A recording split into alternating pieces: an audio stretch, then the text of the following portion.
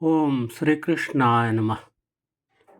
भगवद गीता के शुद्धोच्चारण पाठ वाले इस वीडियो में सभी प्रिय आत्मन का सादर स्वागत है। जो भी श्रद्धालु जिज्ञासु भक्त भगवद गीता का संस्कृत पाठ करना चाहते हैं, उनकी सुविधा के लिए यहाँ केवल एक बिंदु पर ध्यान दिलाना चाहता हूँ, जिससे पाठक जन भगवद गीता के शुद्ध उच्चारण में आनंदावगाहन किया करें। हमारे भारतवासी बंधु तो इतने कर्मठ, उद्यमशील और लक्ष्य साधक होते हैं कि उपयोगी होने के कारण विदेशियों की अंग्रेजी भाषा पर भी अधिकार कर लेते हैं।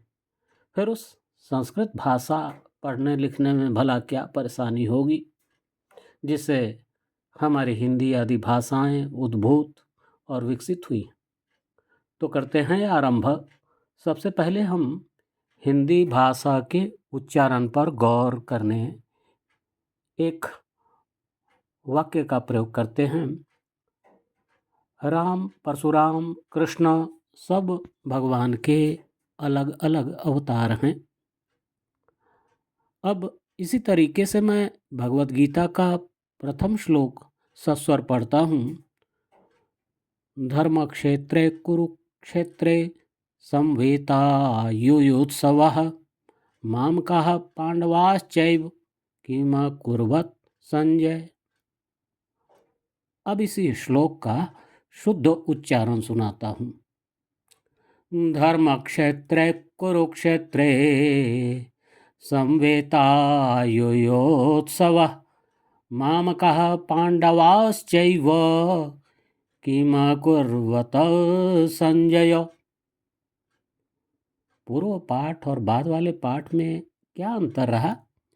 यह अंतर रहा कि पूर्व पाठ में जिस शब्द के अंत में आकार था उसका उच्चारण नहीं किया, लेकिन बाद वाले पाठ में उच्चारण किया, और इस शुद्धता के कारण ही बाद वाले पाठ में जो लय, माधुर्य और प्रवाह का श्रवण आनंद मिला वह पूर्व पाठ में नहीं था। अकुर्वत और संजय के अंत में आकार है, इसलिए मैं भी आकार सहित उच्चारण कर रहा हूँ कि म कुर्वत संजय। वास्तव में संस्कृत भाषा में हम जो लिखते हैं वही पढ़ते हैं, लेकिन हिंदी भाषा में इस नियम का पालन नहीं करना पड़ता है। जैसे मेरा लिखा वाक्य देखें, इस वाक्य का उच्चारण हम सब एक ही तरह से करेंगे। राम, परशुराम, कृष्ण सब भगवान के अलग अलग अवतार हैं। इसी वाक्य का उच्चारण मैं संस्कृत नियमानुसार करता हूँ। सुनकर आपको हंसी आ जाएगी। रामा, परशुराम, कृष्ण सब भगवान के अलग अलग अवतार हैं, लेकिन हिंदी भाषा की रीति से उच्चारण में क्या हो रहा है? वाक्य में राम, परशुराम, कृष्ण सब अलग अलग और अवतार, इन सभी शब्दों के अंत में आकार है और भगवान शब्द के अंत में आकार नहीं है, लेकिन उच्चारण करते समय यह अंतिम आकार मूक रह जाता है, अर्थात हम इसका उच्चारण नहीं करते।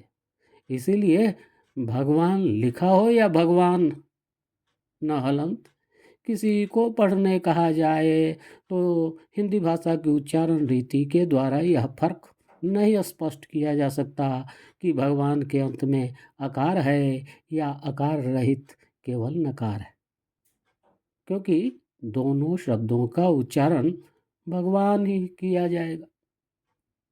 इसी तरह एक और श्लोक का उच्चारण देखते हैं। पहले हिंदी उच्चारण रीति के अनुसार पढ़ता हूँ। काम एस, क्रोध एस, रजोगुण समुद्भव, महाशनो महापापमा, विद्ये नामिह वैरिणम। अब संस्कृत उच्चारण के नियमानुसार सुनिए। काम एस, क्रोध एस, रजोगुण समुद्भव, महाशनो महापाप्मा विध्येनम इह वैरिणम। ध्यान देने लायक बात यह है प्रिय बंधुओं कि हिंदी और संस्कृत भाषा के उच्चारण का यह भेद केवल अकारांत शब्दों में ही पाया जाता है। अन्य सभी स्वर जिस शब्द के अंत में लिखे जाते हैं वे यथावत उच्चारित भी किए जाते हैं।